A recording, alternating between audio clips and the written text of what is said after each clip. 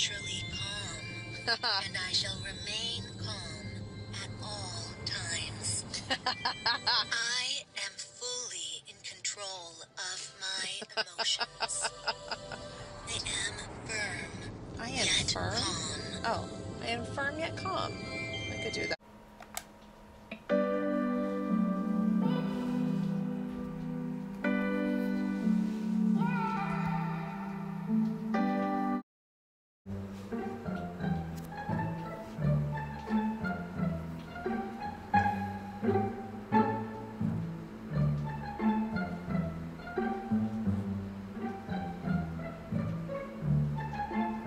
Like, what's been the hardest red table that you've ever done?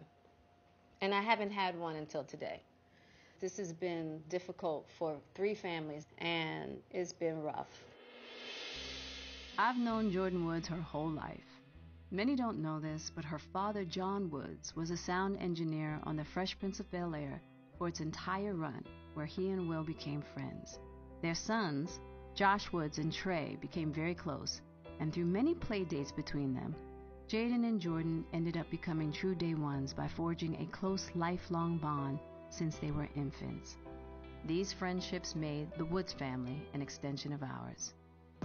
During middle school, Jaden became a bridge of friendship between Jordyn and Kylie Jenner, and the two became inseparable. The friendships between Jaden, Jordyn, and Kylie brought 3 families together, where many bonds were made. In February, guests at a house party reported that Jordyn and NBA star Tristan Thompson, the father of Khloe Kardashian's daughter, were making out, and that Jordyn spent the night with him. The immediate online and media backlash that followed has forced 3 families, the Woods, Kardashian and Jenners, and the Smiths, into a painful and very public incident. So when Jordyn reached out to me and asked me if I would help her story to be heard, I invited her to the red table to figure out how to deal, heal, and move forward. This is real grown woman stuff right here, because we've all been here in some form. As women, we've all let our little girl behavior get us into some grown woman mess. Okay? This is grown woman mess on another level. Yeah. The first thing that I want to make sure you and I have clarity about is that there's a family that feels betrayed by you. And you're clear about that, right? Okay. I want to give you the opportunity to tell your truth, but I want you to tell it through the lens of what your part has been. Because that's the only part you can change. Mm-hmm. And that's the only part that you can be responsible for, heal from, and make amends. So, let's start with what happened. Sunday night, I went to dinner with some friends, and I went to this bar after there was a party going on. I was minding my business, dancing, drinking. Tristan was there. He was doing his own thing. That was it. After the club, normal LA culture, when you're young, go to the bar, go to the club, it ends early. We all go to a house after. Right. We're not thinking about whose house or where it's at. We're just, we're all having fun. We're in the moment. The group of girls that I'm with are like, we're going to go to a house. On the way out, they're saying it's Tristan's house. I'm like, cool. That's okay. Feels like a safe environment. I'd rather it be his house than a random stranger. Right. He didn't even personally invite me there. Right. It wasn't like, come see me. It was like, oh, I'm hopping in the car. I'm coming with y'all. Y'all going here? Cool. I know him even better. Right. We pull up.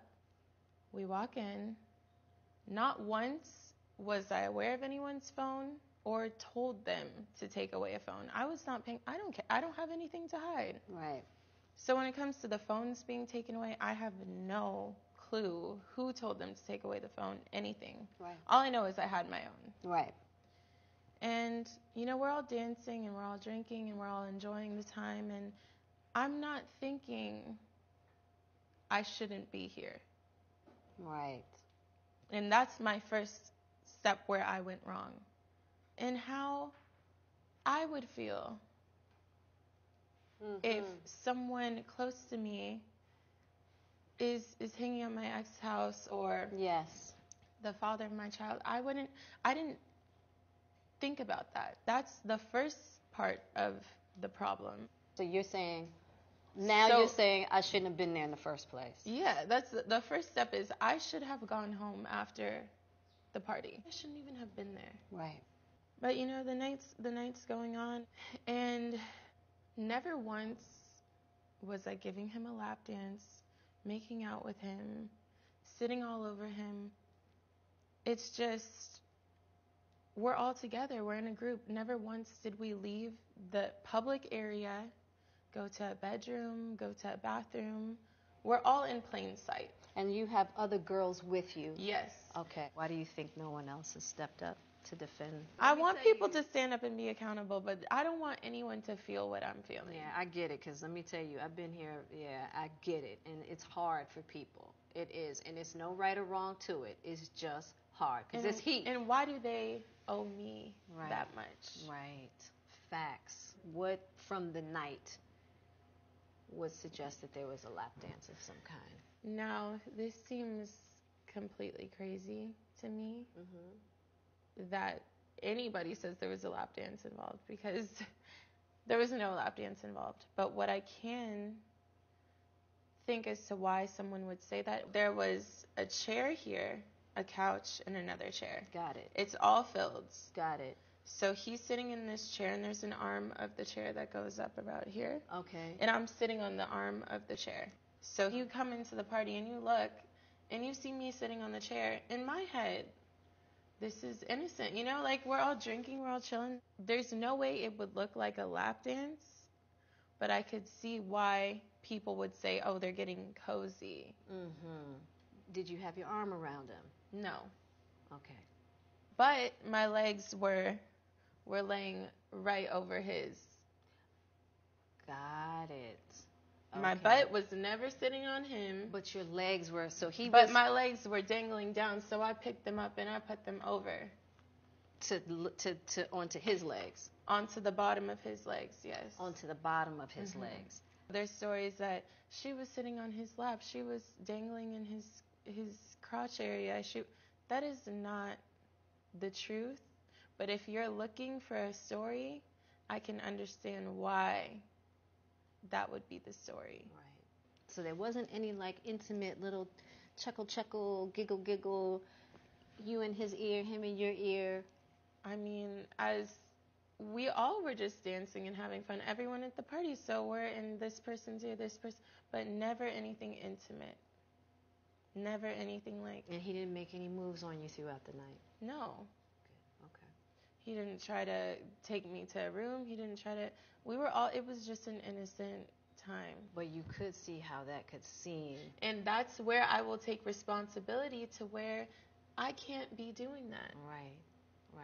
Especially with the partner of a woman who considers you a sister, and they already have... Because there's so much history involved. Yeah. I wasn't thinking right. Yeah. I take full responsibility for that. Yeah. Because the other difficult part was like, okay, Jordan left at 7 a.m., and you know it's hard for people to believe that nothing happened. I understand why. But in my life, in my world, it makes sense. The 2 nights before, I had been on kind of a partying binge where that wasn't the first place I stayed till 6 in the morning. Right. There was always somebody there while I was there. Even up until the moment that you left? Even up until the moment that I left, there were people there. I finally look outside and I'm like, look, the sun's coming up. I need to take myself home. Right. And, you know, I tell everyone I'm leaving. I tell Tristan I'm leaving. And he's like, are you sure? You know, it's fine. You can be safe here. And I'm like, you know what? I need to go. My car's outside. I had a driver outside. It's been waiting. So this is where the story gets tricky, because I feel like I can't point fingers. Yep. Don't do it. And I can't say this, you did this, or you did, because I allowed myself to be in that position. That part right there. I allowed myself to be there. And I never was belligerently drunk to where I can't remember what happened. So you never had a blackout moment? No, I was never blacked out. But there was alcohol involved? There was alcohol involved. So how drunk were you? I was drunk. Okay. I was not tipsy. I was drunk. Right. But I was not beyond the point of recollection. I know where I was. But on the way out, he did kiss me. No. And what do you mean by kiss? It's just no passion, no nothing on the way out. He just kissed me and like a tongue kiss, like a peck on the lips, peck on the, like a... No, it was like a kiss on the lips, but no tongue kiss, no making out. Got it. Nothing.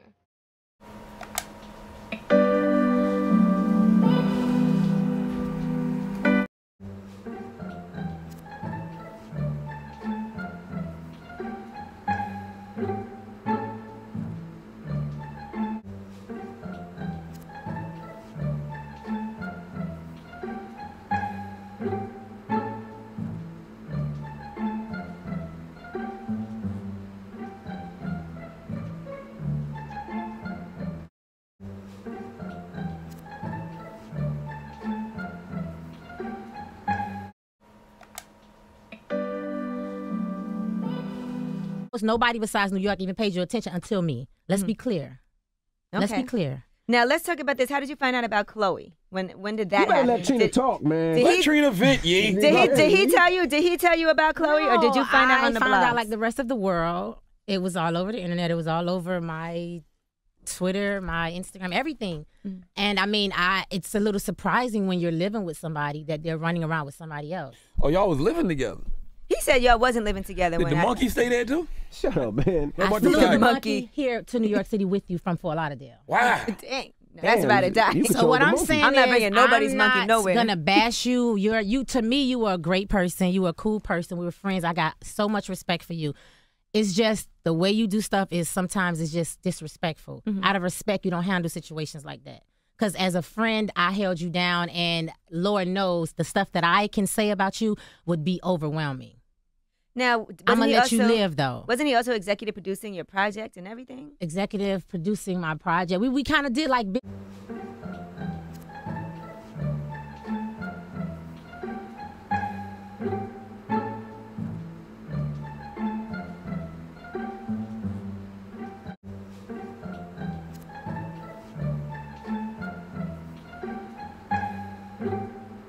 Karma's a bitch. I'm starving, gnarly, radical.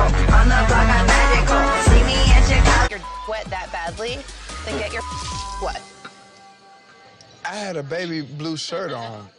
Get your wet, and there you go. Oh, boy. Oh, That was for Dubai.